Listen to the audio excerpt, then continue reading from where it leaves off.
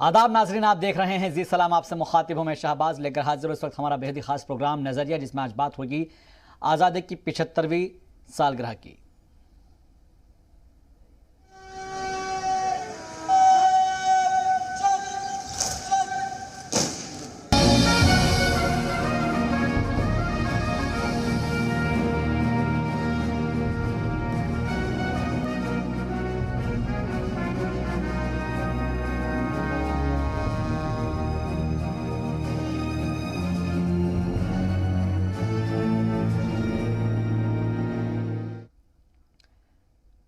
इस साल 15 अगस्त को मुल्क 75वां यौम आज़ादी की तकरीब मना रहा है और जिसके लिए मुल्क भर में तैयारियां तेज हो गई है।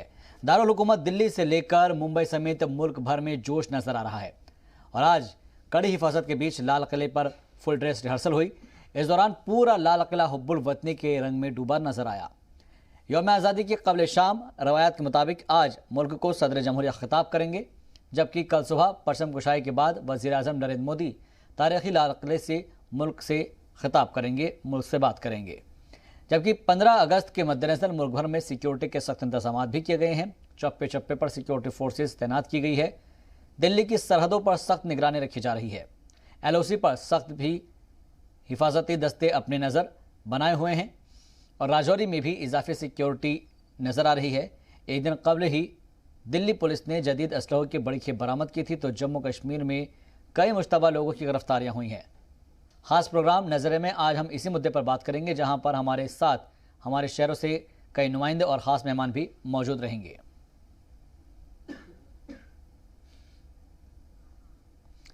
तो 15 अगस्त को लेकर तैयारियां मुकम्मल की जा रही है। आपको बता दें कि आज़ादी के अमृत महोत्सव को लेकर खूब हर तरफ जश्न का माहौल है। दारुल हुकूमत दिल्ली से लेकर मुंबई तक मुल्क भर में जोश नज़र आ रहा है और आज कड़ी हिफाजत के बीच लाल किले पर फुल ड्रेस रिहर्सल हुई है। पूरा किला हुब्बुल वतनी के रंग में डूबा नज़र आया है और आज शाम सदर जमहूरिया मुल्क के अवाम को खिताब करेंगे रवायत के मुताबिक, जिसमें कल सुबह परचम कुशाई भी होनी है और वज़ीर आज़म नरेंद्र मोदी तारीख़ी लाल किले से मुल्क से खिताब करेंगे।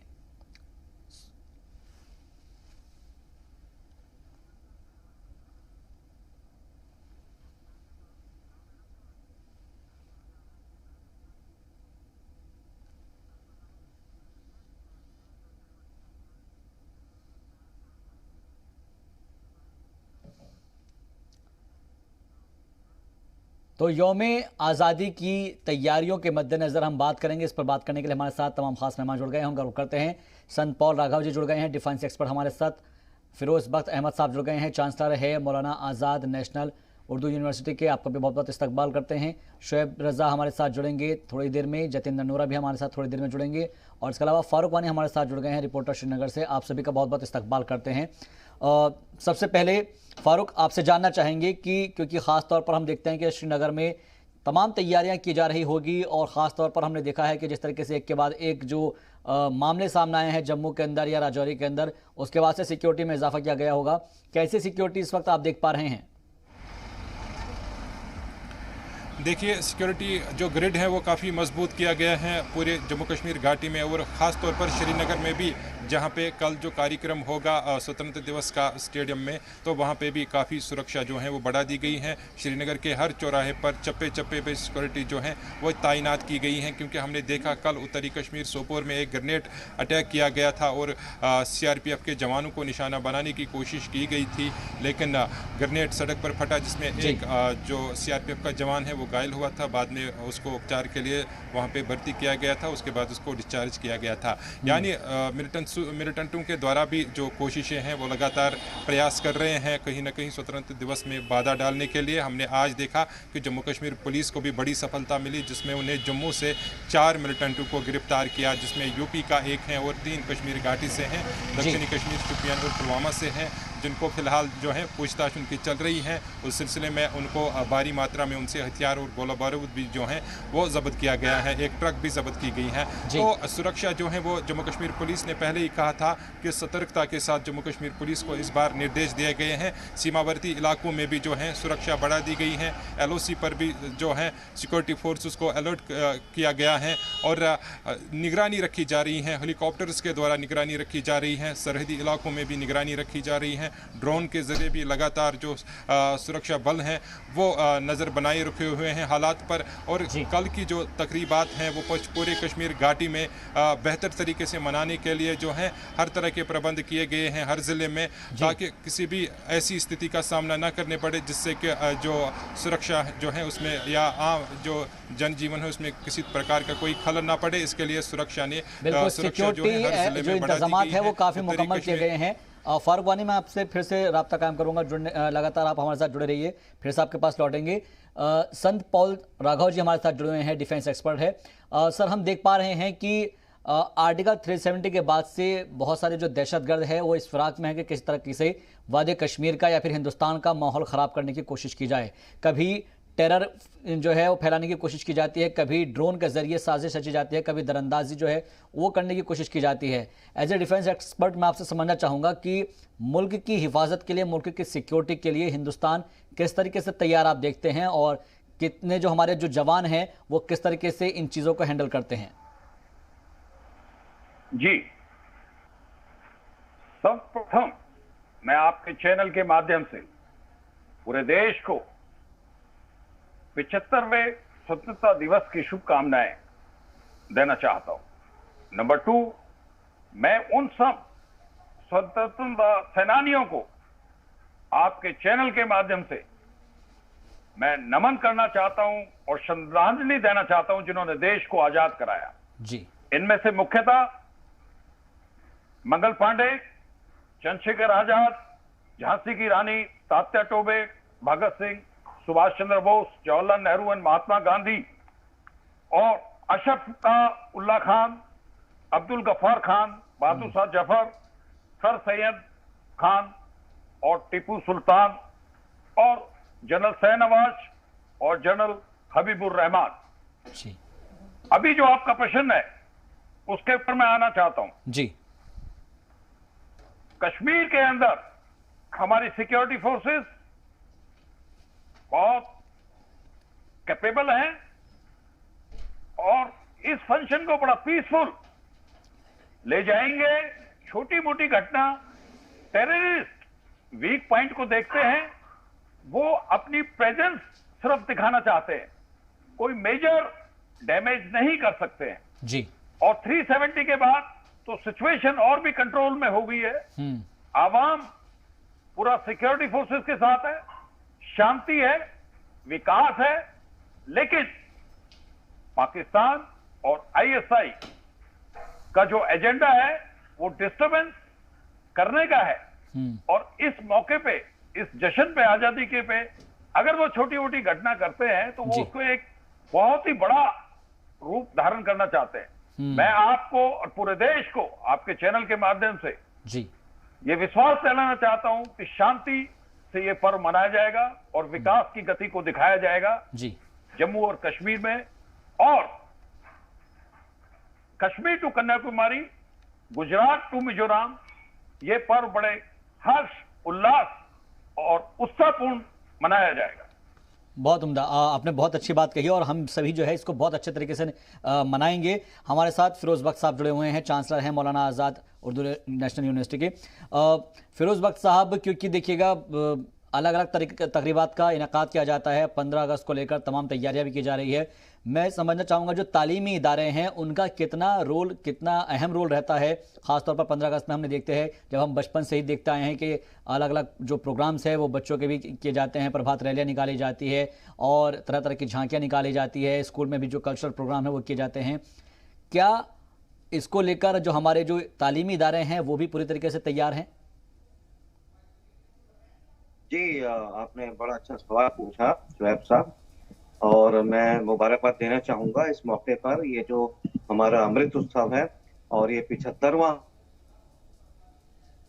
यौम आज़ादी है, जी। और इसमें खास तौर से मैं वजीर आजम मोदी को भी मुबारकबाद देना चाहूंगा कि इस मुबारक मौके पर वो हमारे वजीर आजम हैं। कोई भी वजीर आजम होते, ये बहुत मुबारक मौका है और बहुत अच्छी बातें संत साहब ने कही। और मैं इस बात से शुरू करना चाहूंगा, इससे पहले कि मैं तालीमी इदारों के ऊपर आऊं, जी। कि जो हमारे वजीर आजम हैं, उन्होंने तालीम के मामले में जो नई एजुकेशन पॉलिसी जो है रेगुलेट की है, सर्कुलेट की है, और उससे बहुत ज्यादा फायदा हुआ है, सभी तबकों को फायदा हुआ है। क्योंकि जो हमारे वजीर आजम नरेंद्र मोदी साहब हैं, मैं समझता हूं कि वो एक दमदार, दिलदार, जानदार, शानदार, वफादार, वजादार, कामदार, सेवादार, शौकीदार एंड अबव ऑल निहायत ही ईमानदार वजीर आजम हैं। और सदियों में एक ऐसा वजीर आजम हमें मिला है। और अब मैं आता हूं अपनी यूनिवर्सिटी के ऊपर। जी। तो देखिए, हमारी यूनिवर्सिटी में बहुत अच्छा, हालांकि कल इतवार है, छुट्टी है, लेकिन बावजूद इसके हमारी यूनिवर्सिटी इस 75वें यौम आज़ादी को बड़े तम तराह के साथ, बहुत ही, ये समझिए, बहुत ही एक इसको सेलिब्रेशन के मौके को समझकर इसको मनाएगी। और मैं एक चीज और बता दूं इसमें जी। कि ये तो खैर 15 अगस्त का 75वां जो है यौम आज़ादी है। जी। इससे पहले हमारी यूनिवर्सिटी ने, मौलाना आजाद नेशनल उर्दू यूनिवर्सिटी जो कि हैदराबाद की गचीबाउली में है, हमने तो ये जो हमने एक सर्जिकल स्ट्राइक की थी 2016 में, उसके बाद जो हमने की थी, दोनों सर्जिकल स्ट्राइक्स को हमने मनाया, बाकायदा बच्चों को बताया कि what is patriotism, what is nationalism, के सबसे पहले मुल्क है। और हमारा तो इस्लाम भी ये कहता है, हमारा तो ये समझिए कि prophet Muhammad peace be upon him, आपने भी हमें ये कहा था कि आधा ईमान मुसलमान का उसकी वतन से ईमानदारी होती है। यानी उसको हम कहते हैं कि यानी उसको ये कहा जाता है कि जो निस्फ ईमानदारी है, निस्फ जो हमारा मजहब है, वो हमारा वतन से मोहब्बत है। ठीक है, यानी हुब्बुल वतनी निस्फुल ईमान।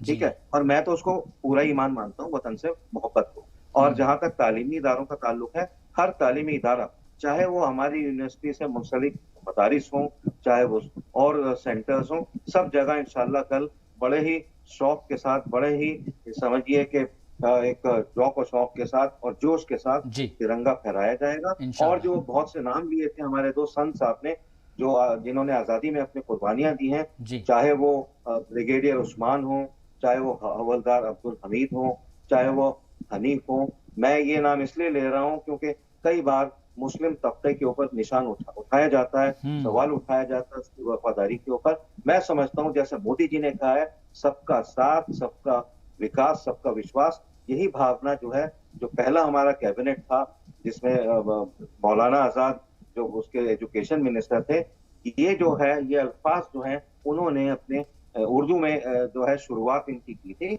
और चूंकि हमारे मोदी जी उनको पसंद करते हैं, और मुझे उन्होंने ये बताया था कि मौलाना आजाद तो हमारे दिल में है, तो वही एजुकेशन पॉलिसी और जो न्यू एजुकेशन पॉलिसी है, वो मौलाना आजाद का ब्लूप्रिंट था। उसमें चेंजेस करके हमने ये नई पॉलिसी बनाई है। और हमारे जितने भी सेंटर्स हैं, कन्याकुमारी से लेके कश्मीर तक और बंगाल से लेके महाराष्ट्र तक, सब जगह इंशाल्लाह बड़ा जबरदस्त प्रोग्राम मनाया जाएगा। और यह है कि हम सब इसकी मुबारकबाद पूरे हिंदुस्तानियों को देते हैं। ठीक है सर, ठीक है, मैं आपके पास फिर से लौटूंगा। हमारे साथ जतेंद्र नोरा भी जुड़ गए हैं, जी मीडिया के नुमाइंदे हैं जम्मू से, वो हमारे साथ बराह रास्त जुड़ गए हैं। जतेंद्र, क्योंकि हमने देखा है कि जम्मू में एक के बाद एक कुछ जगहों पर सिक्योरिटी फोर्सेस को कामयाबी हासिल हुई है, और हमने अभी हाल में देखा है कि जिस तरीके से एक जो धमाकाखेज अशिया बरामद की गई है, वो उसके लिए जो हमारे सिक्योरिटी एहलकार है वो मुबारकबाद देने के लायक है।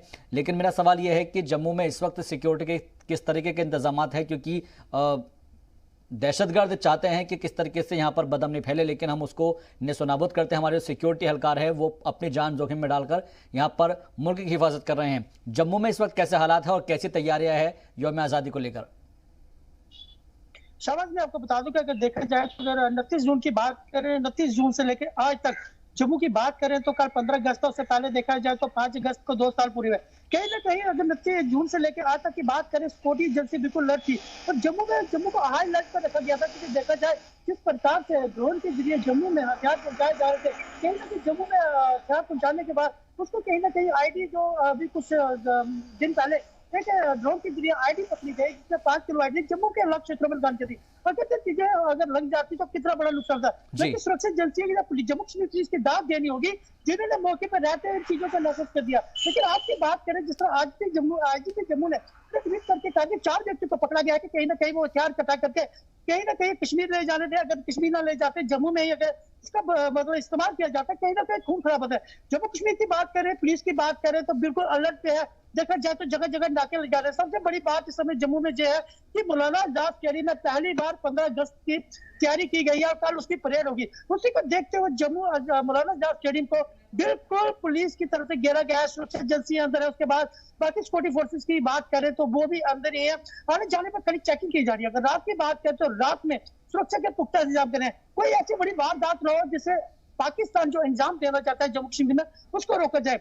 लेकिन पुलिस की तरफ से जिस प्रकार से लोगों की गाड़ी चेक करें, बिना नंबर की गाड़ी जो आ रही है उनकी आईडी चेक, उनके कागज चेक किए जा रहे हैं, लोगों की आईडी चेक करिए। कहीं ना कहीं देखा जाए तो पाकिस्तान अपनी नापाक हरकत को अंजाम देना चाहता है। उसी को लेकर जम्मू कश्मीर पुलिस की बात करें तो बिल्कुल अलर्ट है और आने जाने पर निगरानी बनाई हुआ है। इसी के चलते हुए आज 4 व्यक्तियों को पकड़ा गया कि कहीं ना कहीं वो जो ड्रोन के जरिए हथियार फेंके गए थे उसको वो सारे इकट्ठे करके कश्मीर ले जाने लगे। जम्मू में अटैक किया जा सकता, कुछ भी कहा जा सकता है, लेकिन उसको रोका गया जो पुलिस के लिए बहुत बड़ी कामयाबी है। जी शाहबाज। ठीक है, आपके पास फिर से लौटेंगे। फारूक वानी का रुख करते हैं और कश्मीर का भी हाल जानते हैं, वादी के अंदर क्या हालात है।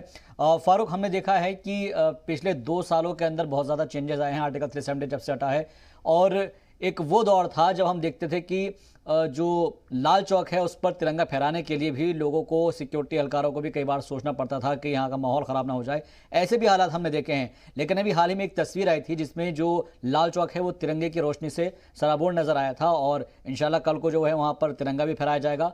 लाल चौक को लेकर क्या खास इंतजाम देखने को मिल रहे हैं?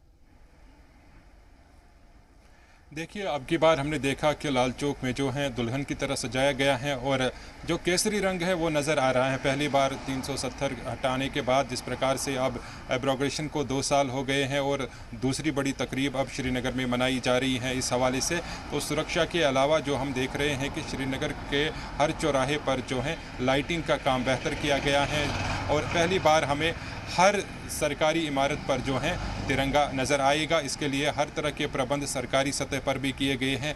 हर जो बिल्डिंग है, सरकारी बिल्डिंग, उस पर हमें कल जो है झंडे देखे जाएंगे देश के और तिरंगे हमें हर तरह कल नज़र आएंगे।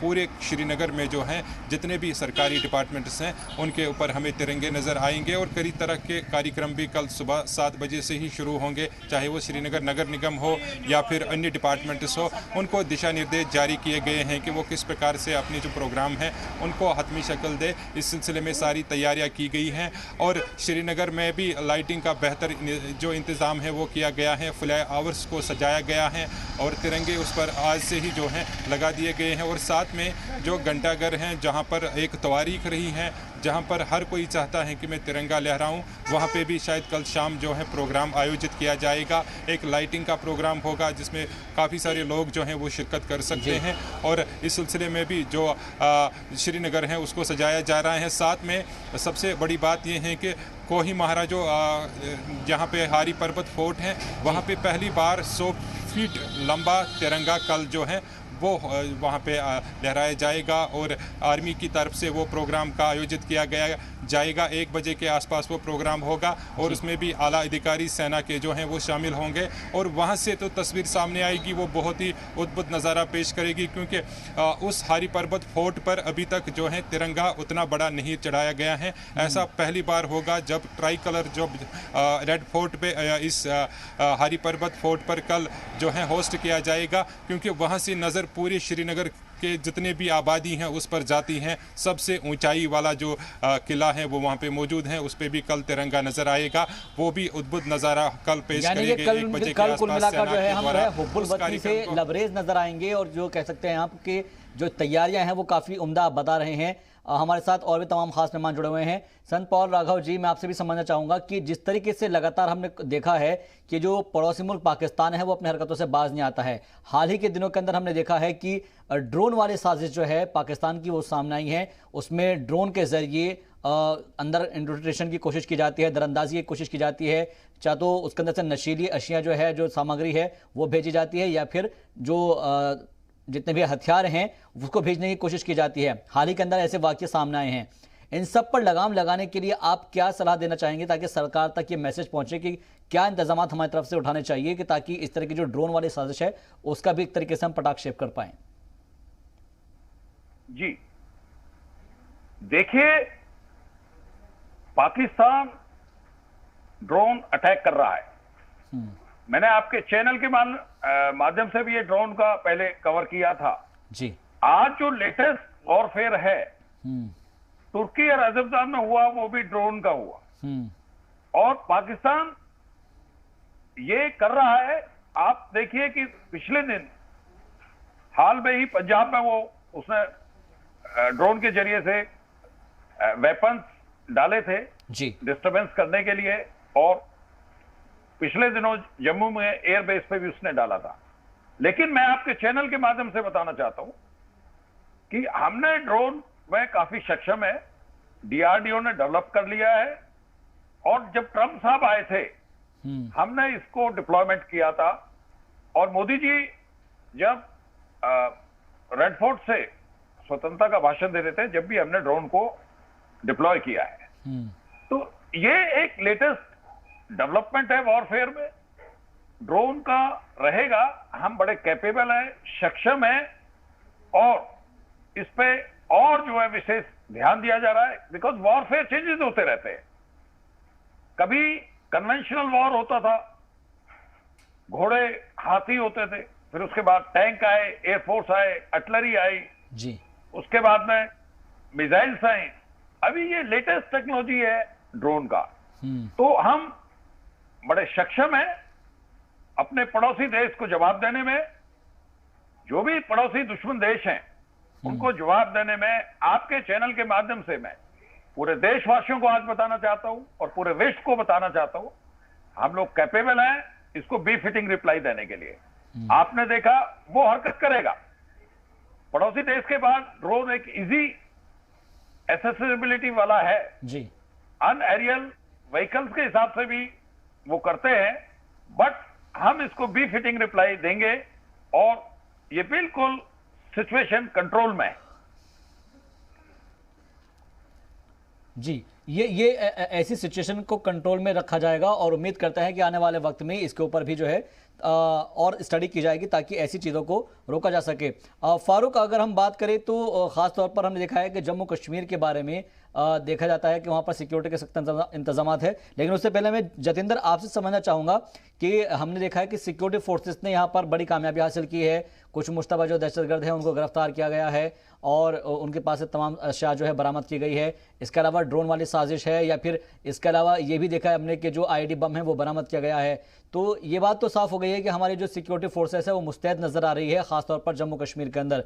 लेकिन फिलहाल जो एक ख़तरा बरकरार रहता है उसको लेकर जो प्रोग्राम्स होने हैं जम्मू के अंदर ख़ास तौर पर, या जो भी बड़े प्रोग्राम्स होंगे उनको लेकर क्या तैयारी की गई है?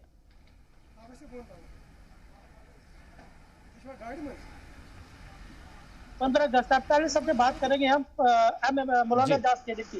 वहाँ की बात करें तो वहाँ पे बिल्कुल एक घेरा बनाया गया है। हाँ। घेरे की बात करें तो आपको जब अंदर पहुंचना है स्टेडियम में तो कहीं ना कहीं आपको 6 या 7 बार चेकिंग करवानी होगी, उसके बाद आप स्टेडियम के अंदर पहुंचेंगे। अगर आज की बात करें जिस प्रकार से बच्चे कल की बात करें जिसका बच्चे अंदर जा रहे थे, हमने देखा कि 3 से 4 जगह की थी, लेकिन जो कल का दिन अहम है उसके 5 से 6 जगह जाकर उसको तलाशी करनी पड़ेगी, उसके बाद छोड़ा जाएगा। अगर जम्मू की बाहर की बात करें, जम्मू में अगर देखा जाए तो जगह जगह चौकों पे तिरंगे चढ़ाए जाएंगे। अगर तिरंगों की बात करें तो पुलिस की बात करें, जगह जगह पे पुलिस होगी। पूरे जम्मू को एक शमनी की तरह तब्दील किया गया।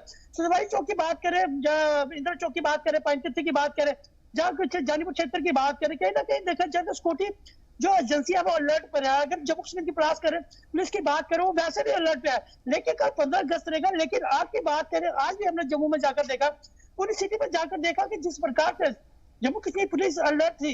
उसके बाद करें स्टेडियम की बात करें, स्टेडियम के बाहर का जो हिस्सा है, जो तवी के पुल का पार है, गर्दन की बात करें, तवी के पास जीवन चौक की बात करें, पुल की तरफ से सबसे निगरानी कीजिए कि जो भी गाड़ी आपको छोड़ा जाए, क्योंकि जीवन एक ऐसा क्षेत्र है जो बिल्कुल मौलाना आजाद स्टेडियम के साथ सटा हुआ है। कहीं ना कहीं कोई भी गाड़ी आती है वो वहीं से होकर गुजरती है। उसी को देखते हुए पूरी तरह से तैयारी की गई है।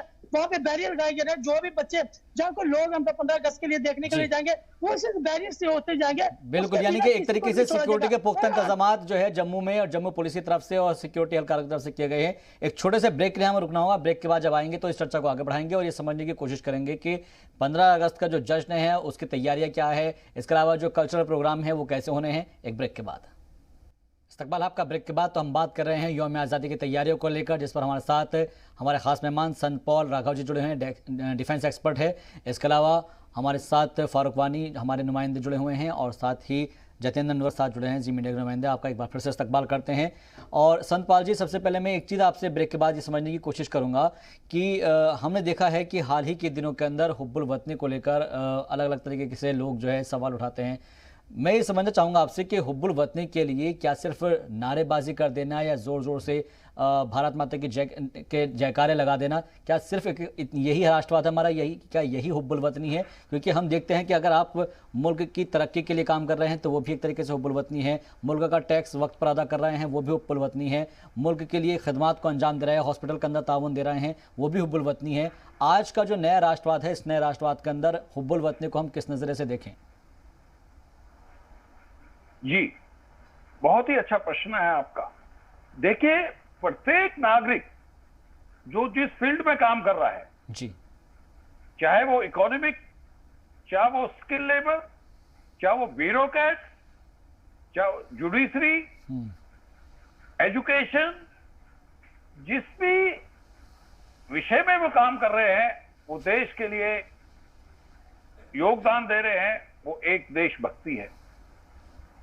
प्रत्येक नागरिक जो अपनी ड्यूटी पूर्णतः निभाता है देश के प्रति। मैं इसका उदाहरण देना चाहता हूं जी।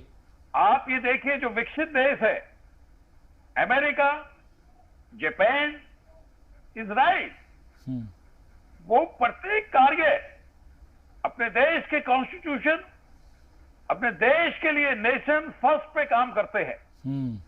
हर एक व्यक्ति का अपना अपना योगदान है देश की विकास में और देश की जो आजादी है जी, स्वतंत्रता है, उसको बिल्कुल रक्षा करना और देश को एक परचम लहराना प्रत्येक फील्ड के अंदर प्रत्येक देशवासी का एक योगदान होना चाहिए। प्रत्येक देशवासी से देश बनता है। तो मैं आपके चैनल के माध्यम से पूरे देश को यह अपील करना चाहता हूं, bureaucrat, politician, judiciary, skill labour और सामान्य नागरिक, जो हमारी फंडामेंटल ड्यूटीज हैं, जी, संवैधानिक हैं, उनको फॉलो करें। देश विकास में पूरे विश्व के अंदर एक अपनी पहचान बनाया जाएगा।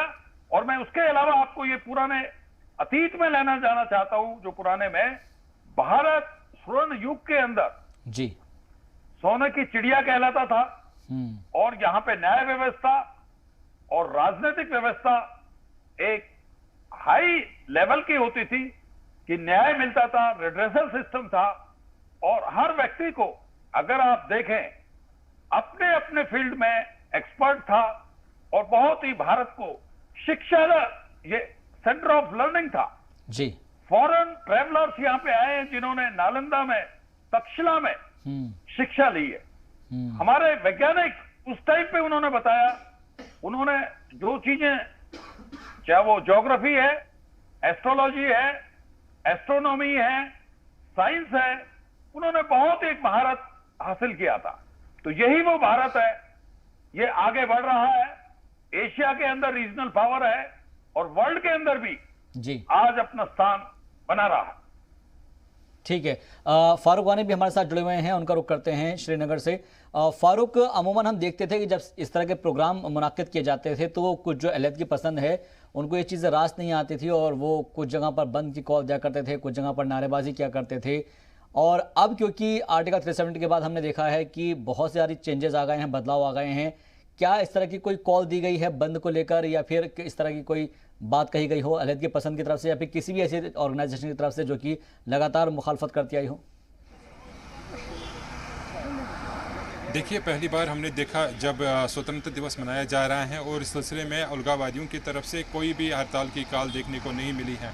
जबकि इससे पहले हम देख रहे थे जब भी स्वतंत्रता दिवस होती थी या 26 जनवरी होती थी, तो ऐसे में जो अलगाववादी संगठन हैं यहाँ के, तो वो हर दिन जो हैं हड़ताल की कॉल देते थे। यहाँ पर इन दिनों ख़ास तौर पर जब ऐसे बड़े कार्यक्रम होते थे देश के, तो इन पर वो ज़रूर हड़ताल की कॉल देते थे। लेकिन अब की बार ऐसा पहली बार होगा जब हुर्रियत की तरफ से कोई भी हड़ताल की कॉल नहीं दी गई है। और इससे पहले भी हमने देखा था जब पहली बार स्वतंत्रता दिवस या 26 जनवरी मनाई गई थी पिछले वर्ष, तो उस पर भी हमने देखा था कि हड़ताल की कॉल हुर्रियत कॉन्फ्रेंस की तरफ से नहीं दी गई थी। और अब की बार भी वैसा ही माहौल है। अब की बार भी किसी प्रकार की हड़ताल की कॉल या फिर किसी ने बंद का आह्वान नहीं किया है। तो ये दर्शाता है कि घाटी में अब हालात जो हैं वो पटरी पर आ रहे हैं और सामान्य जनजीवन यहाँ पे अभी लोग जो हैं वो बिता रहे हैं। लेकिन जिस प्रकार से हमने देखा कि मिलिटेंट अटैक्स भी काफ़ी बढ़े और दक्षिणी कश्मीर के संवेदनशील इलाकों में जिस तरीके से भाजपा के सरपंच के ऊपर भी हमले किए गए और मिलिटेंट अटैक भी हमने देखे कई तरह के जो कुछ दिन पहले हुए, और कल जिस तरीके से सोपोर में, और उससे पहले हमने देखा श्रीनगर में भी एक ग्रेनेड अटैक किया गया था जिनमें कई जो आम नागरिक थे वो घायल हुए थे। तो इस प्रकार की जो कोशिशें हैं मिलिटेंटों के द्वारा वो हमने हालांकि देखने को मिली, जो ये दर्शाते हैं कि हम भी कहीं ना कहीं जो है घाटी में अपनी प्रेजेंस दिखाना चाहते हैं इस दिन के हवाले से। और वजह यही है कि आज भी जिस तरीके से किश्तवाड़ में भी एक आईडी को डिफ्यूज़ किया गया, इसके अलावा हमने देखा था कल त्राल के इलाके में भी एक आईडी जो है वो डिफ्यूज़ किया गया था उसको। तो इस प्रकार की जो जितनी भी घटनाएं मिलिटेंटों के द्वारा सामने आ रही हैं उसको विफल करने के लिए जो है इस अब की बार सुरक्षा एजेंसीज ने हर चौराहे पर सिक्योरिटी बढ़ा दी है और सीसीटीवी फुटेज और ड्रोन्स के जरिए भी नज़र रखी जा रही है। और श्रीनगर के शेरी कश्मीर स्टेडियम में जहां पर कल बड़ा कार्यक्रम होने जा रहा है वहां का रोड जो है फिलहाल बंद कर दिया गया है गाड़ियों की आवाजाही के लिए, और रास्ता जो है वो दूसरी ट्रैफिक जो है वो दूसरे चोर से मोड़ा गया है ताकि कल का कार्यक्रम बेहतर ढंग से किया जाए। लेकिन इस बीच एक और अहम बात मैं यहाँ पे दर्शाना चाहता हूँ कि पहली बार लेफ्टिनेंट गवर्नर कल 50 कोविड वॉरियर्स को भी अवार्ड से सम्मानित करेंगे। उन हेल्थ वर्कर्स को जिन्होंने कोरोना काल में बेहतर प्रदर्शन किया काम के जरिए, और ग्रामीण क्षेत्रों में जिन महिलाओं ने वैक्सीनेशन ड्राइव में भाग लिया और अच्छा जो है परफॉर्मेंस किया, उनको भी कल जो है अवार्ड से सम्मानित किया जाएगा। कई डॉक्टरों को अवार्ड से सम्मानित किया जाएगा। इसके अलावा जो सुपरिटेंडेंट्स हैं CMOs हैं अस्पतालों के, उनको भी कल जो है अवार्ड से सम्मानित किया जाएगा। साथ में जम्मू कश्मीर पुलिस के 257 जो पुलिस एहलकार हैं उनको भी पुलिस मेडल्स और गैरेंट्री मेडल्स और पुलिस प्रेसिडेंशियल मेडल्स से भी सम्मानित किया जाएगा लेफ्टिनेंट गवर्नर के द्वारा। और उस सिलसिले में जम्मू कश्मीर DG दिलबाग सिंह ने सभी पुलिसकर्मियों को बधाई दी है कि उन्होंने इस प्रकार का कार्य किया है और उसे जो है सराहनीय कदम करार दिया है DGP ने, और साथ में सभी लोगों को बधाई दी है। साथ में लेफ्टिनेंट गवर्नर भी आज जिस तरीके से उन्होंने कहा कि वो इन सभी लोगों को बधाई देना चाहते हैं जो कि खास तौर पर कोरोना काल में जिन्होंने बेहतर बिल्कुल जो कोविड वॉरियर्स है उन्होंने बहुत अच्छा काम किया था। और इसी का मैं जिक्र कर रहा था संत पॉल जैसे कि ये भी एक तरीके की हुब्बुल वतनी है। मैं आऊँगा आपके पास, जतिन ननोरा से भी समझते हैं कि जम्मू के अंदर इस वक्त क्या सूरत हाल है, क्योंकि जिस तरीके से हमको फारूक वानी भी बता रहे हैं कि बड़ा प्रोग्राम होना है, उसको लेकर तमाम तैयारियां की गई है, लेकिन LG इंतजामिया की तरफ से जम्मू में किस तरह की तैयारियां हैं और जो प्रभात फेरी निकाली जाएगी वो कितने बजे निकाली जाएगी, जो मेन प्रोग्राम्स है वो कहाँ पर मुनाकिद किया जाएगा, और जो एक तरीके से झंडा फहराया जाना है उसको लेकर क्या तैयारियां हैं इस वक्त वहाँ पर? जी बिल्कुल, मैं आपको इस बात बता दूं कि जम्मू की बात करें, जम्मू का सबसे बड़ा जो प्रोग्राम रहेगा वो मौलाना आजाद स्टेडियम में रहेगा जो जीवन है। अगर देखा जाए तो वहाँ पे तैयारी पूरी करी गई है। बात करें सुरक्षा का पुख्ता प्रबंध किया गया, क्योंकि कल की बात करें तो कल जो दिन गया है 13/10 की बात करें, कहीं ना कहीं वहाँ पे अगर IGP जम्मू की बात करें, उसके बाद जम्मू डिवीजन कमिश्नर की बात करें, DC की बात करें, जब आपके ध्यानों की बात करें वो वहाँ पे फुर्म मौजूद रहे। और आपकी बात करें आज भी कुछ ऐसे डिपार्टमेंट थे जो वहाँ पे मौजूद रहे, कहीं ना कहीं निगरानी की गई, कहीं ना कहीं हर जगह की एक बार दोबारा तलाशी ली गई, कोई ऐसी बड़ी बात तो नहीं। अगर कल के प्रोग्राम की करें, जिस प्रकार मेरे साथ इफाक वाली ने बताया कि पुलिस की बात करें या कोरोना वायरस की बात करें ना, जम्मू कश्मीर के जो लोगों के जिन्हें कोरोना के चलते हुए अच्छी अपनी सेवा दी है, उनको सबको सम्मानित किया जाएगा। कहीं ना कहीं बहुत खुशी का समय है। अगर देखा जाए तो 15 अगस्त में बड़ी बड़ी मतलब लॉन्चमेंट किए जाती है कि इन लोगों को किस प्रकार से देखा जाए, जिस प्रकार लोगों को जो इनाम दिए जाते हैं, जिस प्रकार का एक हौसला बढ़ाया जाता है, कहीं ना कहीं इससे लगता है कि जिस प्रकार से आगे कोरोना की तीसरी वेव आने वाली, जिस प्रकार से जो लोग काम करेंगे, क्योंकि उनको भी एक इंप्रेशन पड़ता है कि लोग वो भी अच्छा काम करें, जिससे उनके आने वाले ऐसा नाम दिया जाए जिससे लोग याद रखें। जब बहुत खुशी का समय रहता है। लेकिन जम्मू की बात करें, सबसे बड़ा प्रोग्राम जो होगा वो जो हमारे मौलाना आजाद स्टेडियम में होगा।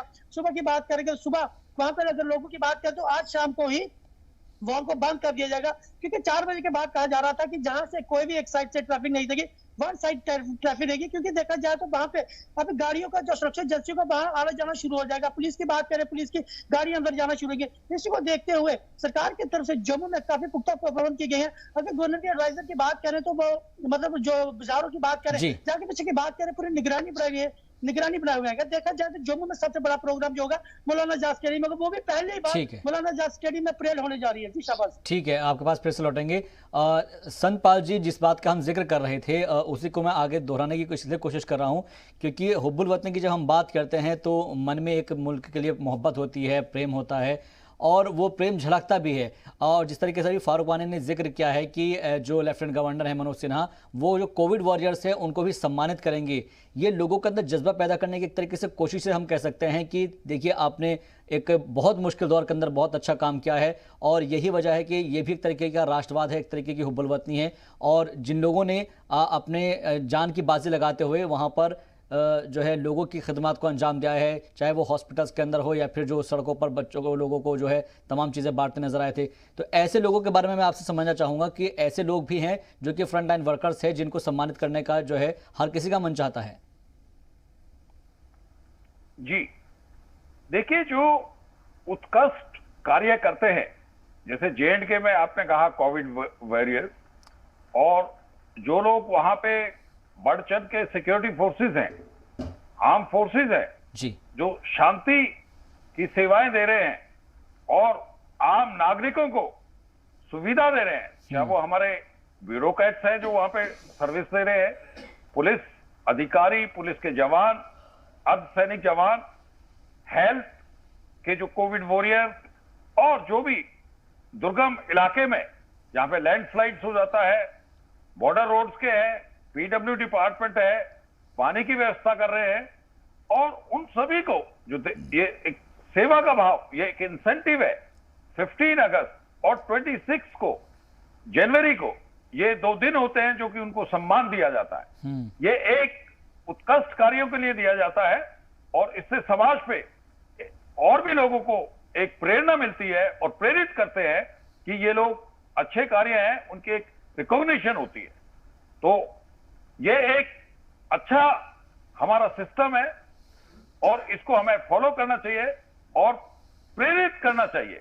उनको सोसाइटी में एक अच्छा सम्मान देना चाहिए, जिससे बाकी सिटीजन्स हैं, जो नागरिक हैं और जो यूथ है, वो भी मोटिवेट हो, उनको प्रेरणा मिले और वो उत्कृष्ट कार्य स्टेट को, देश को बनाने में एक महत्वपूर्ण भूमिका निभा सके। जी, ये महत्वपूर्ण भूमिका हम सभी को निभानी होगी क्योंकि तभी मुल्क तरक्की कर पाएगा। फारूक, क्योंकि हम कश्मीर की जब बात करते हैं, अभी इससे पहले हमने अलहदगी पसंदों की बात की है, लेकिन अब मुल्क में चेंजेस आ रहे हैं और जाहिर तौर पर आर्टिकल 370 के बाद से हमने देखा है कि एक नया कश्मीर बन रहा है। और उस नए कश्मीर की हम इसलिए बात कर रहे हैं कि वहाँ पर सिक्योरिटी के लिहाज से तमाम तैयारियाँ भी की जाती है, लेकिन हाल ही के दिनों में जो ड्रोन वाली साजिश है उसको लेकर मैं आपसे समझना चाहूँगा कि क्या अभी तक किसी नतीजे पर जो हमारी सिक्योरिटी फोर्सेज है या फिर जो जितने भी अलर्ट्स हैं उसके मद्देनज़र क्या कुछ हमने आगे की स्ट्रेटजी तैयार की है? क्योंकि हमने देखा है कि लाल किले पर तो इस तरीके का सिस्टम तैयार किया गया है कि जो रडार है वो पहले ही पता कर लेगा कि कहाँ से वो जो एक कोई अगर ड्रोन आ रहा है तो उसके बारे में जानकारी हासिल हो पाएगी कि कितनी देर में वो ड्रोन वहां तक पहुंच जाएगा, उससे पहले ही तमाम जो सुरक्षा एजेंसियां वो अलर्ट हो जाएगी। क्या जम्मू कश्मीर में भी कुछ इस तरह के प्रोग्राम्स या फिर कोई इस तरह का सिक्योरिटी सिस्टम तैयार किया गया है ताकि अगर सरहद पार से कोई इस तरह का ड्रोन आए तो कम से कम उसको लेकर जो है मोहतात हो जाए, अलर्ट हो जाए? देखिए जम्मू की अगर हम बात करें, जहां पे अक्सर जो हैं ड्रोन के हमले हमें देखने को मिले, जो कि सीधे तौर पर डीजी ने भी कहा कि जो एलईटी के मिलिटेंट हैं वो उसमें शामिल हैं और ड्रोन का बाज़ाब्ता वो इस्तेमाल कर रहे हैं, तो उसको देखते हुए जम्मू में हर तरह के प्रबंध किए गए हैं ताकि सुरक्षा एजेंसीज़ को पहले ही पता चले कि ड्रोन जो हैं उस जगह की ओर जा रहा है जहां पर जो उनका टारगेट है वो होगा। उसको विफल करने के लिए हर तरह के सुरक्षा के इंतजाम पहले ही किए गए हैं, क्योंकि कश्मीर घाटी या श्रीनगर में हमने अभी तक इस प्रकार का ड्रोन का हमला नहीं देखा और सुरक्षा एजेंसी को इस सिलसिले में जो है पहले ही दिशा निर्देश जारी किए गए हैं कि वो किस प्रकार से अपने आप को तैयार रखें। और जम्मू के जो पहाड़ी क्षेत्र हैं या फिर सीमावर्ती इलाके हैं वहाँ पे ज़्यादातर ड्रोन के हमले हमें देखने को मिले हैं और कई बार जो उत्तरी कश्मीर के कुपवारा, करना या फिर टंगडार इलाके ऐसे हैं जहाँ पर ड्रोन से हथियार फेंके गए। और आज भी जो 4 लोग पकड़े गए हैं मिलिटेंट 4, उनमें भी यही कहा जा रहा है कि कहीं ना कहीं जो पंजाब के कुछ क्षेत्र हैं जहाँ पर उनको ये टास्क दिया गया था कि वो वहाँ पे पहुँचे और वहाँ से ड्रोन से हथियार गिराए जाएंगे और उन तक वो पहुँचेंगे। उसके बाद वो कश्मीर या जम्मू घाटी में जो है अपनी मिलिटेंट गतिविधियाँ या फिर 15 अगस्त को लेकर इन हथियारों का इस्तेमाल कर सकते थे। उस सिलसिले में उनको फ़िलहाल जो है पूछताछ हो रही है और ये उन्होंने खुद भी दावा किया कि उनको इस टास्क में शामिल होने के लिए ख़ास तौर पर जो है ऑर्डर वहाँ से दिए गए थे। एक तरह का असाइनमेंट उनको सौंपा गया था कि वो किस प्रकार से अपने आप को 15 अगस्त पर खलल डालने के लिए तैयार रखें और इन हथियारों का वहाँ पे इस्तेमाल करें। लेकिन जिस तरीके से इस प्रोग्राम को विफल कर दिया गया और जम्मू में जितने भी सिक्योरिटी एजेंसीज़ हैं वो पहले से अलर्ट हैं और किसी प्रकार से भी अगर ड्रोन का वहाँ पे कहीं नज़र आएगा तो सुरक्षा एजेंसीज़ की एक विंग इस तरह की बनाई गई है जो पहले ही उस प्रोग्राम को जो है विफल कराने के लिए तैयार हैं। और श्रीनगर में भी जिस प्रकार से अब हर तरह की जो ड्रोन इस्तेमाल किया जा रहा है जिसमें लगातार निगरानी रखी जा रही थी रही है, ख़ास तौर पर जो संवेदनशील इलाके हैं जहाँ पर इस प्रकार की गतिविधि हो सकती है वहाँ पे भी सिक्योरिटी एजेंसीज़ को अलर्ट कर दिया गया है, सुरक्षा बढ़ा दी गई है। और आज भी श्रीनगर में कई गाड़ियों की चेकिंग हो रही है। इस सिलसिले में शेर कश्मीर स्टेडियम की ओर जितनी भी गाड़ियाँ जा रही हैं उनको मोड़ा जा रहा है और बाज़ाब्ता वहाँ पे आई कार्ड चेक किए जा रहे हैं उन लोगों के, ताकि कोई संदिग्ध व्यक्ति ना सफ़र करे गाड़ी में। इस सिलसिले में भी जो जम्मू कश्मीर पुलिस है काफ़ी सतर्क हैं। जी बेशक ये बहुत अहम बात है कि जो हमको जो है अलर्ट रहना होगा, क्योंकि हमें दुश्मन को देखना होगा कि दुश्मन कभी भी किस तरह की हरकतों को अंजाम देता है। संत पॉल जी, अब मैं एक ऐसे सवाल पर आता हूँ जो मुझे लगता है कि आपसे बेहतर शायद कोई यहाँ पर जानता होगा, क्योंकि आपने मुल्क को बहुत नज़दीक से देखा है और ख़ास तौर पर एज ए डिफेंस एक्सपर्ट मैं समझना चाहूँगा पिछले 75 सालों के अंदर हमारा डिफेंस जो सिस्टम है वो कितना मजबूत हुआ है, कितनी तैयारियां हम लोग करते हैं हमेशा ही, और बावजूद इसकी कुछ जगहों पर हमने देखा है कि ऐसे वाक़यात पेश आ जाते हैं कि जहां पर जो है जो दुश्मन मुल्क है या फिर जो दहशतगर्द है वो अपने कारनामों को अंजाम देने की फिराक में रहते हैं। हालांकि डे बाई डे हमारी जो सिक्योरिटी है वो अलर्ट हो रही है और उसके अंदर जो है तकनीक में इजाफा हो रहा है, लेकिन इन 75 सालों के अंदर आपने मुल्क को डिफेंस के तौर पर कितना बदलते देखा है? जी देखिए, आज एशिया के अंदर हम एक रीजनल पावर है। हमारा देश को काफी डिफेंस में मजबूती है। इसका मैं एग्जांपल देता हूं। हमारी आर्म फोर्सेस ने 1947-48 में ऑपरेशन किया, उसके बाद 62 और उसके बाद 65 और 71 में एक अपने आप में जो 93,000 का सरेंडर लिया, जिससे हमारा जो पड़ोसी मुल्क पाकिस्तान है उन्होंने सोचा कि हम कन्वेंशनल वॉर में डिफेंस सिस्टम में इनसे टक्कर नहीं ले सकते, तो उन्होंने जनरल जिया ने स्ट्रेटेजी अडॉप्ट की, proxy war, 1000 cuts and bleed India उनका एक नारा था जो उन्होंने शुरू किया, जो हम 1987 से जम्मू कश्मीर में देख रहे हैं और देश के अंदर कई जगह काफी डिस्टर्बेंस हुई है।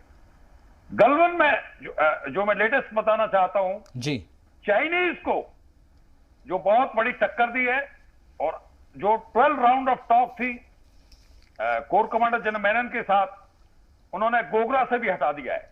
नहीं तो आप चाइना को देखो, जहां पे भी वो इस्लामी स्लाइसिंग एक वर्ड होता है जी, कि वो 4 कदम जाएगा फिर वो बार्गेन करेगा, 2 कदम पे रुक जाएगा। लेकिन हमने उसको बहुत कड़ा जवाब दिया और पूरे विश्व को ये बात बता दी कि वी वांट पीस, लेकिन अगर कोई हमारा बुरी नजरों से देखेगा तो हम उसको जवाब उससे ज्यादा दे सकते हैं। हमारा डिफेंस सिस्टम आज वर्ल्ड के अंदर IPKF जहां के पीस कीपिंग फोर्स जाती है, इंडिया एक फर्स्ट चॉइस है। हमारे सोमालिया में लोग गए इंडियन पीस कीपिंग में, सूडान में गए जी, श्रीलंका में हम लोग गए। हमने एक बेहतरीन सेना और हमारा जो कंडक्ट है प्रोफेशनली वेरी कॉम्पिटेंट, और ह्यूमन राइट वायलेशन जो है निल है।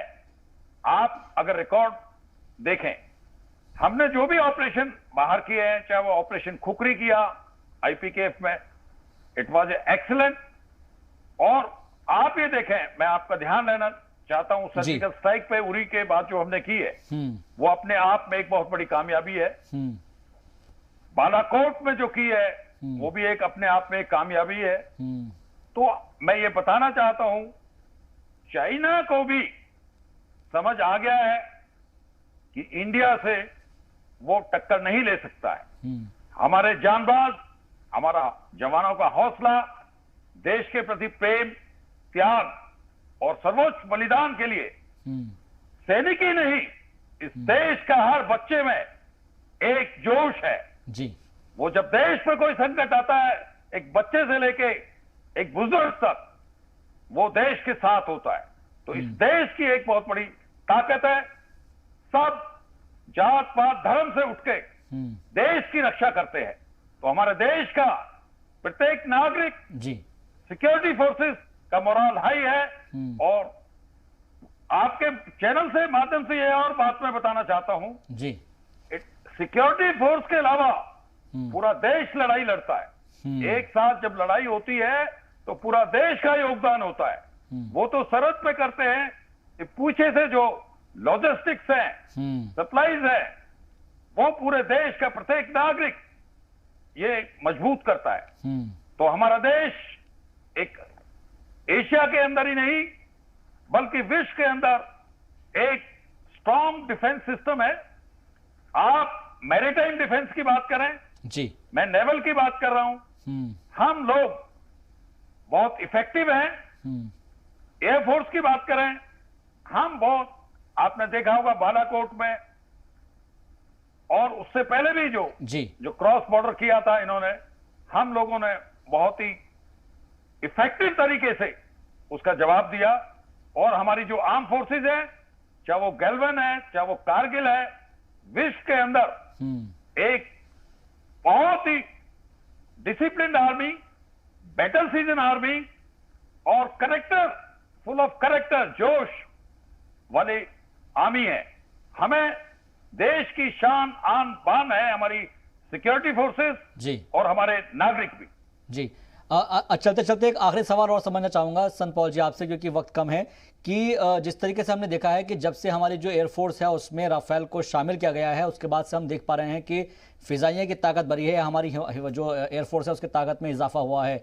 क्या हम ये मान कर चले कि आने वाले वक्त में जैसे जैसे हमारे जो डिफेंस सिस्टम है उसमें इस तरह की जो टेक्नोलॉजी वाली चीज़ें साथ में आएगी, तो जो बाकी के जो मुल्क है, पड़ोस के मुल्क हो, चाइना हो, पाकिस्तान हो या फिर और भी कोई मुल्क हो, तो कम से कम वो हमला करने से पहले या स्ट्रेटेजी बनाने से पहले 100 बार सोचेगा, भाई देखिएगा इंडिया के ऊपर आप अटैक नहीं कर सकते, क्योंकि इंडिया जो है वो खुद इतना ज़्यादा मजबूत हो गया है कि उससे कोई टक्कर लेने वाला नहीं है। जी देखिए, लेटेस्ट वेपन एंड टेक्नोलॉजी ये फोर्स मल्टीप्लायर है। मैं आपको एग्जांपल दूं, जब हमारे मिग ने जी पाकिस्तान के F-16 को गिराया था, बेशक, एक आज हमारे पास राफेल जो लेटेस्ट इक्विपमेंट है, बड़ा वर्सटाइल उम्दा इक्विपमेंट है, और हमारी एयरफोर्स की शान है जी। और जो हमारा पड़ोसी देश चाइना है उसके इक्विपमेंट से सुपीरियर इक्विपमेंट है, और इसको उड़ाने वाले भी और जितने पायलट्स हैं जैसे मैं अभिनंदन जी का नाम लेता हूं, स्क्वाड्रन लीडर का, जी, उन्होंने विंग कमांडर का, उन्होंने कितने धैर्य से कितने उसको F-16 को उड़ाया था। आज हमारे हर सैनिक एयरफोर्स के जो पायलट्स हैं, जो उड़ाते हैं, फुल ऑफ जोश, प्रोफेशनल, कॉम्पिटेंस और ट्रेनिंग जी, और देशभक्ति की भावना से बेशक, ओत पोत रहे।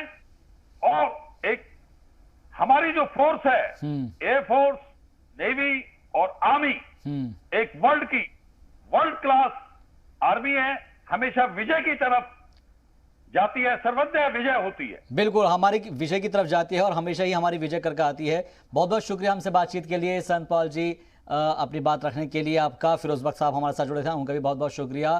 फारूक वानी आपका भी बहुत शुक्रिया और जतिन नूरा आपका भी बहुत बहुत शुक्रिया हमको बताने के लिए कि आखिर यौम आज़ादी की तैयारियां किस तरह की है।